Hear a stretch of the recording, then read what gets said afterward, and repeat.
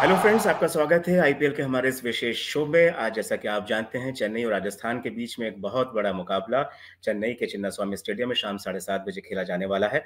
तो इस मैच से जुड़ी तमाम अहम बातें आज हम आपको बताएंगे। मैच का पिच रिपोर्ट भी आपको बताएंगे और दोनों टीमों के बीच में कौन से टॉप प्लेयर्स हैं, कौन से टॉप परफॉर्मर्स हैं, वो भी बताएंगे। वेदर कंडीशंस क्या है, पॉसिबल प्लेइंग 11 क्या है, वो सारी चीजें बताएंगे। और साथ ही साथ हम आपके लिए अपने सहयोगी दीपांशु के साथ मिलकर बनाएंगे फैंटेसी 11 टीम। Hello friends. इसके जरिए आप ना सिर्फ इनाम भी जीत सकते हैं, बल्कि ये टीम आपको बनाने में जो आपके पसंदीदा 11 खिलाड़ी हैं, इन 22 खिलाड़ियों में उन्हें चुनने में भी आपको आसानी मिलेगी।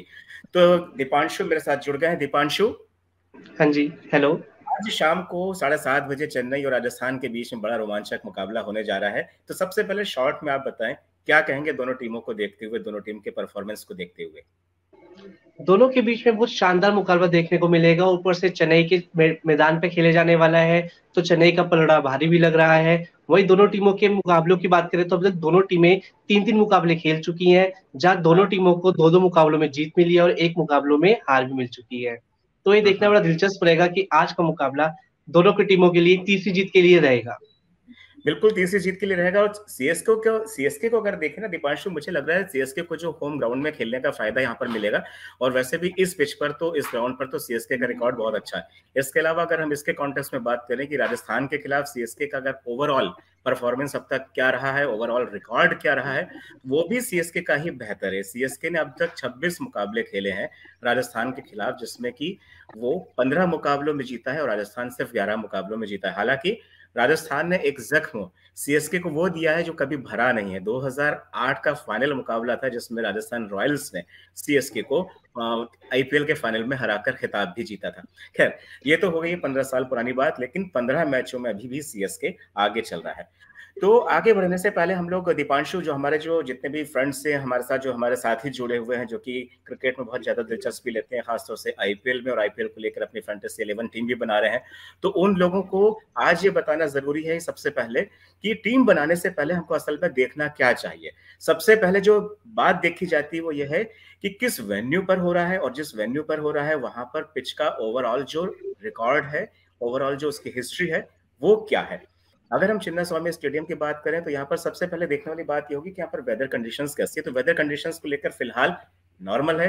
बारिश का कोई आसार नहीं, दूर दूर तक बारिश की बूंद भी नहीं गिरनी है। ठीक है दीपांशु, अब बात आती है पिच का मिजाज। पिच के मिजाज को हम देखें तो चेन्नई के पिच को पाटा पिच भी कहते हैं, और ये भी कहा जाता है कि ये बल्लेबाजों के लिए स्वर्ग है। ऐसे में यहाँ पर अभी जो पिछले जो मुकाबले हुए हैं वो बहुत ही हाई स्कोरिंग हुए हैं, बहुत ज्यादा। 200 के पार दोनों ही टीमों ने बनाए हैं। तो ऐसे में इस वाले मुकाबले को लेकर भी ये कहा जा सकता है, ये माना जा रहा है कि हाई स्कोरिंग मुकाबला होगा। अब बात ये देखने वाली है कि अगर हाई स्कोरिंग मुकाबला यहाँ पर होता है तो फिर गेंदबाज कौन से यहाँ पे काम आएंगे, स्पिनर्स कौन से काम आएंगे, किन स्पिनर्स को रखना चाहिए, किन पेस बॉलर को रखना चाहिए। वहीं दूसरी तरफ दीपांशु, जो देखने वाली बात यह है कि अगर बाय द वे मान लीजिए कि सीएसके का होम ग्राउंड में चिन्नास्वामी स्टेडियम में परफॉर्मेंस या रिपोर्ट कार्ड बहुत अच्छा है, तो आप राजस्थान रॉयल्स को भी कमजोर मत समझिए। अगर उसको बैटिंग पिच मिल गई, फिर आप मानकर चलिए वो बड़ा से बड़ा टारगेट चेस करने में उन्हें कोई दिक्कत नहीं होगी। और अभी जो चिन्नास्वामी यहाँ का जो पिच रिकॉर्ड है, वहां पर यह है कि जो भी टॉस जीतता है वो पहले फील्डिंग करना पसंद करता है, पहले बॉलिंग करना पसंद करता है, ताकि जो भी उसे टारगेट मिले 200, 210, 220, वो उसको चेस कर सके। तो अभी तक यहाँ पर हाई स्कोरिंग मैचेस ही हुए, लेकिन आज देखने वाली बात होगी कि कौन सा यहाँ पर बल्लेबाज टॉप परफॉर्मर होता है, कौन सा गेंदबाज टॉप परफॉर्मर होता है। क्योंकि ये पिच देखा जाए तो बल्लेबाजों की भी है, देखा जाए तो गेंदबाजों की भी है, लेकिन किसी भी नजरिए से देखें तो हाई स्कोरिंग मुकाबला होगा। तो हम लोग अब कुल मिलाकर पिच की तो हम लोग बात कर ही चुके हैं दीपांशु। अब हम लोग अपने फैंस को, टीम को लेकर, हम जो हमारी जो फैंटेसी 11 है उस पर हम लोग चर्चा करते हैं। तो पहले आप बताएं कि आपने अपनी टीम क्या रखी है, आज के मुकाबले के देखते हुए आपने किन किन प्लेयर्स को मौका दिया है? मैंने अपनी टीम में ड्रीम 11 टीम में जोस बटलर को सबसे ओपनिंग के लिए जगह दी है। इसके बहुत अलावा बढ़िया। ऋतुराज गायकवाड़, ठीक है। यशस्वी जायसवाल, संजू सैमसन, मोइन अली, रविंद्र जडेजा, ठीक है। अंबाती रायडू, मिचेल सेंटनर, युजवेंद्र चहल, रविचंद्रन अश्विन और ट्रेंट बोल्ट। ट्रेंट बोल्ट को भी आपने लिया है। यहाँ पर आपने 3 तीन टॉप परफॉर्मर हैं जो मैं देख रहा हूँ सीएसके के, उनमें उनमें से एक मोइन अली भी हैं। आपने मोइन अली को क्यों पिक किया? मोइन अली को लेकर सस्पेंस था, जैसे लास्ट मैच में वो खेल नहीं पाए थे, तो इस बार हाँ अभी भी डाउट है कि वो खेलेंगे नहीं, नहीं अभी तक सोर्सेज आ रहे हैं कि फिट हो गए हैं, लेकिन अभी हाँ। 50-50 है। इस वजह से मैं उनका डाउट में रखा नहीं नाम मैंने उनका। अच्छा, इस वजह से। और बाकी ये यजवेंद्र चहल को लेकर आपको क्या लगता है कि इस पिच पर जो कि हाई स्कोरिंग है, यहाँ पर यजवेंद्र चहल कुछ कमाल दिखा सकते हैं? जिस तरह से उनकी लेग स्पिन है वो एक तरह से बहुत ही कारगर होगी, और जिस तरह से उन्होंने लास्ट मैच में 4 विकेट भी लिए थे, तो एक तरह से देखने वाला रहेगा कि ये जो सीएसके के बल्लेबाज उनके रोकने का काम करेंगे। तो सीएसके के बल्लेबाज एक बार फिर से बताइए, आपके कौन कौन से चुने अपनी फैंटेसी 11 में? सीएसके के बल्लेबाजों में मैंने रखे हैं, अंबाती रायडू को रखा है सिर्फ मैंने, और इसके अलावा मैंने ऋतुराज गायकवाड़ को रखा है मैंने। अंबाती रायडू और ऋतुराज गायकवाड़ को। गायकवाड़ ड्वेन कॉनवे पे आपने भरोसा नहीं जताया है, ठीक है। आपको लग रहा है कि ड्वेन कॉनवे कर फॉरेन सकते हैं। 4 क्रिकेटर्स को रखना था, इस वजह से मैंने उनको नहीं रखा मैंने। ठीक है, चलिए, ये आपकी फैंटेसी 11 है। चलिए, अब मैं भी अपनी जो मेरी जो टीम है वो भी मैं भी शेयर कर लेता हूं यहाँ पर, ताकि फिर हम लोग फटाफट से जो फैंटेसी 11 है वो हम लोग अपनी बना सकें, है ना। तो इस वक्त जो 11 खिलाड़ी जो मैंने अपने जो सोचे हैं अपनी फैंटेसी 11 के हिसाब से, ड्वेन कॉनवे को सोचा है, ऋतुराज गायकवाड़ को सोचा है, अजिंक्य रहाणे को सोचा है, Ravindra Jadeja, Mitchell Santner, Jos Buttler, Sanju Samson, Yuzvendra Chahal, R Ashwin, Yashasvi Jaiswal और ट्रेंट बोल्ट। ये मेरे 11 खिलाड़ी हैं जो मैंने चुने हैं। आप स्क्रीन पर देख सकते हैं, यजुवेंद्र चहल हैं साथ में, आर अश्विन है, इनको मौका दिया है क्योंकि आर अश्विन कमाल का। और यशस्वी इनका होम जायसवाल ग्राउंड भी चेपॉक का है, तो उनको उसका फायदा उठाना भी जरूर समझेंगे। फायदा भी जरूर समझेंगे। ट्रेंट बोल्ट को रखा है। ड्वेन कॉनवे को आपने आपने ड्वेन कॉनवे को नहीं रखा, मैंने रखा है इस बार। हाँ जी। ऋतुराज गायकवाड़ को भी मैंने रखा है। अजिंक्य रहाणे, पिछले मैच में आपने इनका देखा जी, खेल, तो गजब का 27 परफॉर्मेंस। गेंदों में 61 रनों की पारी खेल के इन्होंने एक तरह से। वर्ल्ड कप का जो फाइनल होना है, जी वर्ल्ड कप टेस्ट का, उसके लिए तो दावा ठोक दिया। मिशेल सेंटनर को रखा है, जॉस बटलर को रखा है, संजू सैमसन को रखा है। यहाँ पर जो मैं एक बार अपने जो हमारे जो दर्शक हैं, आप लोग सोच रहे होंगे कि ड्वेन कॉनवे या ऋतुराज गायकवाड़ इनको रखने के पीछे क्या वजह है, इनके सब रीजन भी आपको बता देते हैं। लखनऊ में जो इन लोगों ने पिछला जो मैच खेला, ऋतुराज गायकवाड़ और ड्वेन कॉनवे ने, इन दोनों ने शतकीय साझेदारी की थी। तो ये जोड़ी फॉर्म में है, और इस वक्त ये जो पिच है ये इनके इनके मिजाज के हिसाब से है।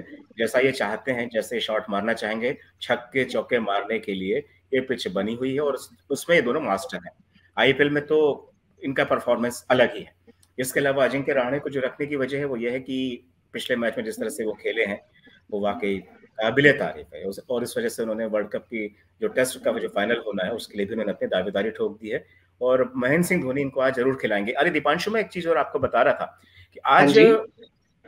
हम लोगों ने इसमें से एक खिलाड़ी को, रविंद्र जडेजा को जो हमने रखा है, रविंद्र जडेजा को लेकर एक बात ये कहना चाहूंगा कि आज महेंद्र सिंह धोनी का 200 आईपीएल है ये। जी तो ये माना जाए कि रविंद्र जडेजा इस बार अपने गुरु जी को गुरु दक्षिणा दे पाएंगे मैच जिताकर। तो आज रविंद्र जडेजा को तो खेलना पड़ेगा, जी और बढ़िया खेलना पड़ेगा। और अगर उनकी बैटिंग आई तब सवाल ये भी है, बीच में अंबाती रायडू भी हैं, अजिंक्य रहाणे भी हैं, 20 ओवर हैं, और pitch no one can say कि क्या टर्न लेती आगे। उसके अलावा हम बात करें मिशेल सेंटनर की। मिशेल सेंटनर को इसलिए भी लिया क्योंकि जो भारत में जो भी T20 सीरीज हुई थी, तो ये न्यूजीलैंड टीम के कैप्टन भी थे और अच्छे घातक बल्लेबाज भी हैं, और बॉलिंग तो इनकी खैर कमाल की है। इनको आप न्यूजीलैंड का रविंद्र जडेजा इनको आप आसानी से कह सकते हो। तो अब बात करते हैं दीपांशु जोश बटलर की। जोश बटलर को आपने भी लिया, जोश बटलर को मैंने भी लिया। जोश बटलर वो है, इनके जोश को देखकर जो विरोधी अपना होश खो बैठते हैं, वो है जोश बटलर। पिछले मैच में भी ताबड़तोड़ बैटिंग की फॉर्म में चल ही रहे हैं, और तो इस पिच पे पता नहीं क्या करेंगे, ये रात में ही पता चलेगा।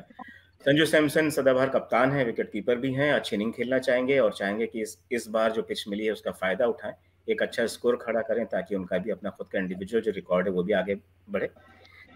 यहाँ पर यशस्वी जायसवाल को मैंने फिर से मौका दिया है, मुझे लग रहा है कि यशस्वी जायसवाल वाकई बहुत टैलेंटेड है, इसमें कोई शक नहीं है।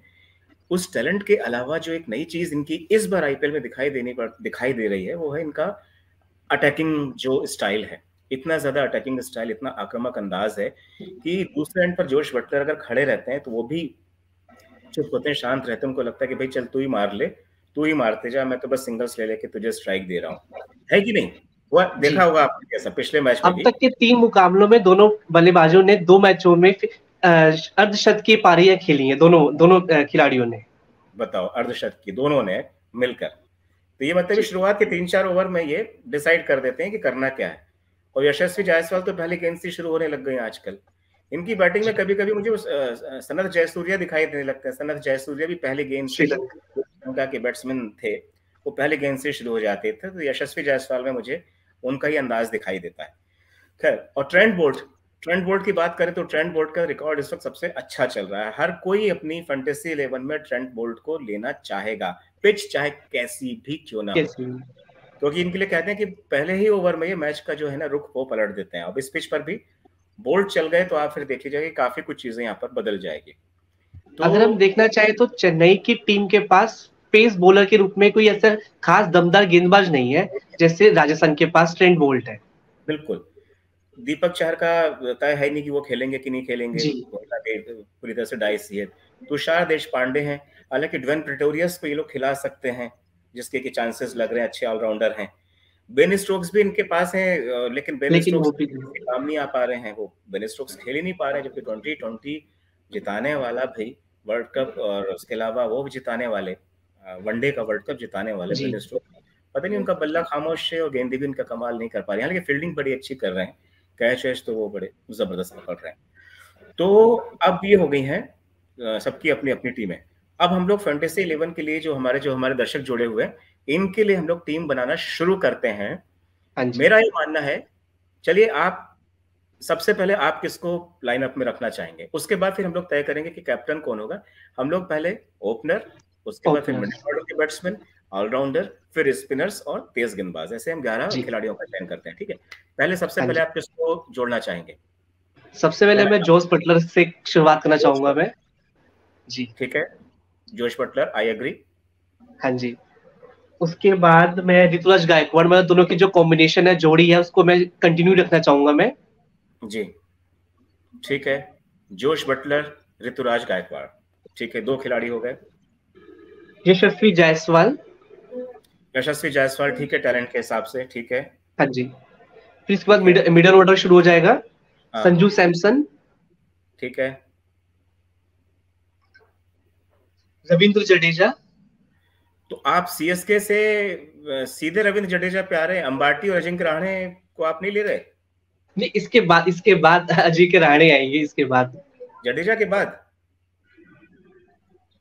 क्योंकि रविंद्र जडेजा कभी का हिटर्स लंबे हिट मारने में भी बहुत सफल रहे हैं। ठीक है, ठीक है, रविंद्र जडेजा के बाद आपने अजिंक्य रहाणे साहब को ले लिया, ठीक है। हाँ जी, और अगर मोइन अली खेलते हैं तो मोइन अली को भी जगह दी जा सकती है 7वें नंबर पे, ठीक है। अजिंक्य रहाणे हो गए।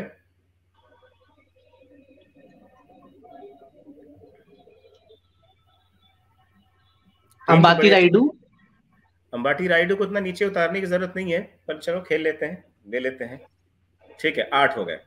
हाँ जी, अब Mitchell Santner as a spinner 9 हो गए। ये तो ऐसा लग रहा है, बाकी 2 यजुवेंद्र चहल और ट्रेंट बोल्ट। ठीक है, ये बहुत बढ़िया आपने टीम बनाई है, ये एकदम बैलेंस टीम है। वैसे एक बार आप थोड़ा सा देख के बताइए कि किस टीम से आपने कितने खिलाड़ी लिए हैं? सीएसके से कितने लिए और राजस्थान से मैंने ज्यादा लिए हैं, क्योंकि राजस्थान के जो प्लेयर्स हैं, इम्पैक्ट प्लेयर ज्यादा लगे हैं मुझे सीएसके के मुकाबले। सीएसके के पास एडवांटेज सिर्फ होम ग्राउंड का ज्यादा है। इस वजह से आपने राजस्थान के इम्पैक्ट प्लेयर्स ज्यादा लिए हैं। ठीक है, बिल्कुल ठीक करें आप, क्योंकि जिस तरीके की पिच है और राजस्थान चेस करने में भी महारत हासिल किए हुए है, और पहले बल्लेबाजी करेगा तो बड़ा स्कोर खड़ा करने में भी आगे है। और राजस्थान के साथ एक जो प्लस फैक्टर है वो ये है कि इनके पास ट्रेंट बोल्ट है, जो आपने कहा ये बात बिल्कुल। यस जी। भाइयों आप लोग जो ये अभी तक देख रहे हो, हम लोग की बातचीत जो देख रहे हो, इसमें आप लोग ये अपनी टीम जो आप भी बनाए फैंटेसी 11, उसमें आप इन बातों का जरूर ध्यान रखें कि राजस्थान के पास सबसे ज्यादा इम्पैक्ट प्लेयर्स हैं, ठीक है। सीएसके की तरफ ठीक है, अजिंक्य रहाणे ने एक पारी खेल दी, रविंद्र जडेजा ने खेल दी, और ये ड्वेन कॉनवे और ऋतुराज गायकवाड़ फॉर्म में चल रहे हैं, दो लोग तो हैं खेलने वाले। लेकिन अगर गेंदबाजी का उनका पक्ष देखें तो सिर्फ दो allrounder, Mitchell Santner, Ravindra Jadeja, या तीसरे ऑलराउंडर हो गए मोइन अली साहब, वो हो गए, तीन लोग हैं। इन तीन के दम पर ये 11 विकेट नहीं निकाल सकते। लेकिन वहीं पर अगर हम लोग राजस्थान रॉयल्स की तरफ देखें तो जोश बटलर जबरदस्त फॉर्म में है, यशस्वी जायसवाल फॉर्म में है। कोई पिछली बार तो यशस्वी जायसवाल का दीपांशु मुझे लग रहा था कि सेंचुरी नहीं मार दे, हालांकि जी उसने मौका गवाया, लेकिन सेंचुरी भी वो 92 पे। सेंचुरी एनी टाइम है ना। तो दीपांशु ये तो ठीक रही है, आपने अपनी जो फैंटेसी 11 है आपने वो बता दी कि आपने क्या क्या मेरी टीम को देखते हुए, मेरी टीम के खिलाड़ियों को देखते हुए और अपनी टीम के खिलाड़ियों को आपने आपस में मर्ज करते हुए एक फैंटेसी 11 तैयार की। अब मैं भी कुछ चेंजेस के साथ में जो एक फाइनल फैंटेसी 11 है जो अपने दर्शकों को बताना चाहूंगा, खास तौर से स्पार्टा पिच को लेकर और उस पिच को लेकर जहां पर की जो कि हाईएस्ट स्कोरिंग रहेगा, और उस पिच को लेकर जहां पर कि जो पहले बल्लेबाजी करेगा वो भी ज्यादा टारगेट बना सकता है, और जो चेस करेगा वो हमेशा फायदे में रहा है। भले ही ये पिच बल्लेबाजों के लिए स्वर्ग हो, इसके बावजूद यहाँ पर बॉलर्स की अपनी कीमत है, और कोई ऑलराउंडर है तब तो फिर कहने क्या। तो मैं अपनी टीम को बताना चाहूंगा, ठीक है। आपने ड्वेन कॉनवे को नहीं रखा था, मैंने अपनी जो पहली जो फैंटेसी 11 बनाई थी उसमें ड्वेन कॉनवे को मैंने रखा था। लेकिन अब मैं ड्वेन कॉनवे की जगह यहाँ पर मैं जोश बटलर को लेना चाहूंगा, और ऋतुराज गायकवाड़ सीएसके से मैं लेना चाहूंगा। इसके अलावा मैं रविंद्र जडेजा को मैं रखना चाहूंगा यहाँ पर, और मिशेल सेंटनर को मैं रखना चाहूंगा। राजस्थान के लिए आपने जो कहा कि यहाँ पर सबसे ज्यादा जो इम्पैक्ट प्लेयर्स हैं उनका जो खुद का रिकॉर्ड बहुत अच्छा और अच्छा परफॉर्म कर रहे हैं, उस लिहाज से संजू सैमसन वाकई काबिल तारीफ है, तो संजू सैमसन को भी मैंने पिक किया है। राजस्थान की तरफ से देखूं तो मैंने यहाँ पर यजुवेंद्र चहल को भी मैं पिक कर रहा हूँ, साथ में मैं यशस्वी जायसवाल को पिक कर रहा हूँ, ट्रेंट बोल्ट को मैं पिक कर रहा हूँ। कुल ये हो गए 8 बल्लेबाज। सीएसके की तरफ से मिडिल ऑर्डर को देखते हुए और फॉर्म को देखते हुए मैं यहाँ पर अंबाटी रायडू को मैं खिलाना चाहूंगा। अंबाटी रायडू मुझे यहाँ पर ठीक लग रहे हैं मिडिल ऑर्डर। अगर बाई द वे अगर शुरुआत में कुछ झटका मिलता है सीएसके को तो अंबाटी रायडू यहाँ पर संभालने के लिए अच्छे हैं। इसके अलावा मैं मोइन अली को यहाँ पर खिलाऊंगा, क्योंकि मोइन अली अच्छे ऑलराउंडर हैं, और अगर वो आज ठीक हुए तो वो खेलेंगे। इनकेस अगर मोइन अली को नहीं खिलाते हैं तो उनकी जगह ड्वेन प्रेटोरियस को रखूंगा। और जबकि 11वें नंबर पर यहाँ पर जो मुझे जो समझ में आ रहा है इस पिच को देखते हुए, क्योंकि ट्रेंट बोल्ट है यहाँ पर, लेफ्ट हैंड के तेज गेंदबाज हैं इसके पास, राजस्थान रॉयल्स के पास, तो सीएसके को देखते हुए मैं यहाँ पर तुषार देशपांडे को रखना चाहूंगा। इस तरह ये मेरी अपनी जो फैंटेसी 11 है वो इस तरीके की है जो सामने आपको दिखाई देगी। जी दीपांशु, तो आप कुछ कहना चाहेंगे टॉस को लेकर, कुछ कहना चाहेंगे? ये तो फैंटेसी 11 बन गई, काफी कुछ जो आपने सोचा, काफी कुछ मैंने सोचा, हम लोग एक ही जैसा सोचा और उसी को देख के हमने ये टीम बनाई है। अब बाकी अब इनका देखेंगे मैच के बाद, मैच के दौरान कौन कितना परफॉर्म करता है, ताकि जब हम दोबारा फिर जुड़ेंगे अगली टीम की फैंटेसी 11 बनाने के लिए अगले मैचों को देखते हुए, तो हमारे जितने जुड़े हुए जो दर्शक हैं वो कुछ नई चीजें और समझ पाए, जान पाए। लेकिन एक बात मैं यहाँ पर आपसे कहूंगा दीपांशु, जो कि बड़ी अजीब सी लग रही है, लेकिन क्या करें, मजबूरी ऐसी है कि आज सीएसके का मैच है, राजस्थान के साथ है। सीएसके के कप्तान है माही, आज उनका 200वां मैच है। उसके बावजूद ना तो माही को आपने जगह दी, ना माही को मैंने जगह दी। सवाल यही है कि उनका डाउन जो बैटिंग ऑर्डर है इतने नीचे है, कभी वो 7वें नंबर पर आ जाते हैं 3-4 गेंद खेलने के लिए, 4-5 गेंद खेलने के लिए।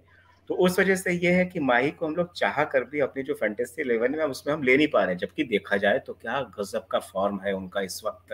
पहली ही गेंद पर अगर वो 6 मार के आगाज करते हैं तो क्या फिर कहा जाए। लेकिन चलिए, ये भी एक विडंबना है, कोई बात नहीं। तो साथियों, ये थी हमारी फैंटेसी 11, और हमें उम्मीद है कि आपको हमारी फैंटेसी 11 आपको अपनी टीम बनाने के लिए काफी मदद देगी, और आप उम्मीद करते हैं आपने काफी कुछ यहाँ पर सीखा, जाना होगा। एक चीज का जरूर ध्यान रखें, जब भी आप टीम बनाएं तो मैच का वेन्यू और पिच रिपोर्ट जरूर देख लें। उसके साथ साथ ये भी देख लें कि किस टीम का गेंदबाज सबसे दमदार है और किस टीम का बल्लेबाज सबसे दमदार है।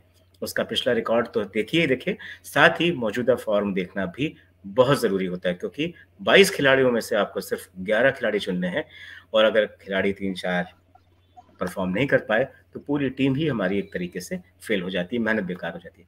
तो फिलहाल हमारी आज की इस पेशकश में इतना ही। दीपांशु, बहुत बहुत धन्यवाद। कल हम लोग फिर हाजिर होंगे नए मुकाबले के साथ, नई फैंटेसी 11 टीम बनाएंगे। बहुत बहुत धन्यवाद। थैंक्स टीम, थैंक यू दोस्त, bye, have a great day और एंजॉय द मैच।